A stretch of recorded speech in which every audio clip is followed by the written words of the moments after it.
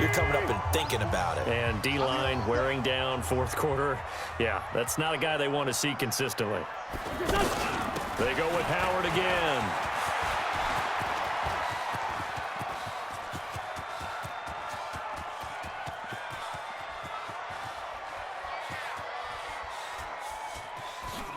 And a most curious way there to burn some clock. That was wild. And at the end of all that, it winds up a safety. All right, Charles, help me out here. Fourth quarter, you've got the lead, and you run backwards into the end zone. You're just trying to do too much.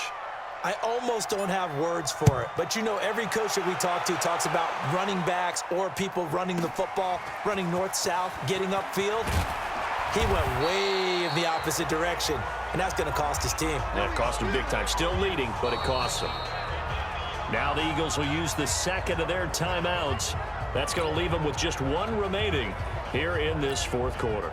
The Dolphins at the line ready for their next drive. And following the interception, just any interception, are you a little bit more cautious when you start that next drive, or no, you just throw that out the window? I think you are. I don't think that there's any way you can run back out there and go, totally didn't affect me. Let's just go ahead and be loose with the football again. You're going to take care of it, but you have to be careful about being too cautious because now you can't run any offense at all. Still want to attack. We'll see how they attack them here.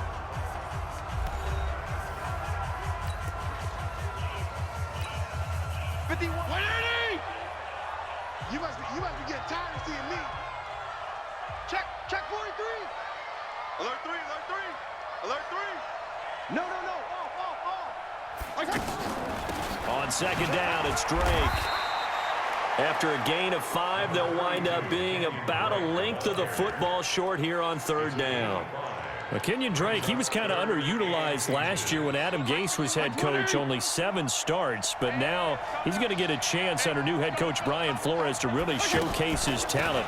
He certainly flashed his diverse playmaking abilities a season ago. 9 touchdowns, 5 through the air, and 4 on the ground. Officially a gain of just a yard there, but they do convert on 3rd and inches. Brandon, what were they thinking on defense there? They looked like they were playing for the pass. That was 3rd and short. Yeah, it was an easy pickup because they handed it to him. That was way too easy. Just looked like absolute confusion defensively. Not sure why they were in that set. Yeah, I'd say you ought to have a few men in the box there. The Dolphins going to take their second timeout. That'll leave them with just 1 remaining in this fourth quarter of play.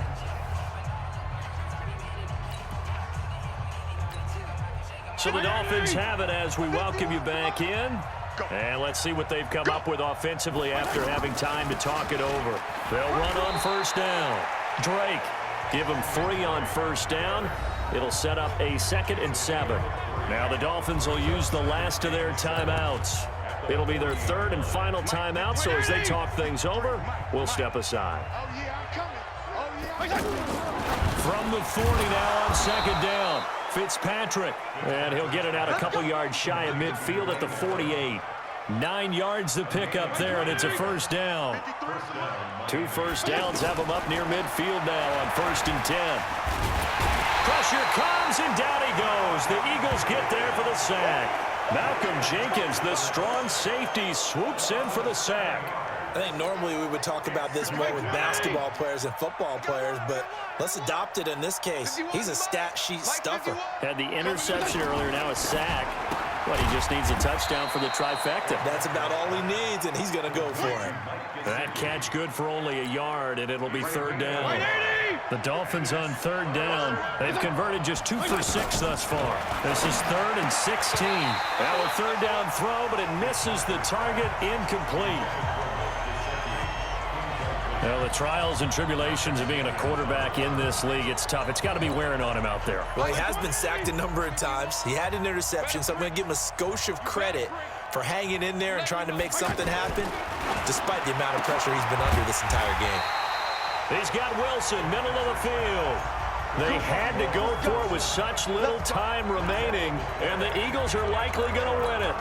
So they tried to go for it for pride, but it really wouldn't have mattered. This one, it was already determined. No doubt about it. This one was over a while ago. They go with Howard to begin the drive. 7 yards on the pickup there, and it'll leave them with a 2nd and 3.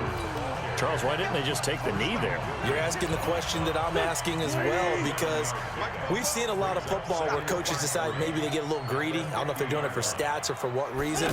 We've seen it happen in college and happen in the NFL. The miracle of the Meadowlands. All they had to do was take a knee and the game was over. The Giants ran it one more time. Ball popped free.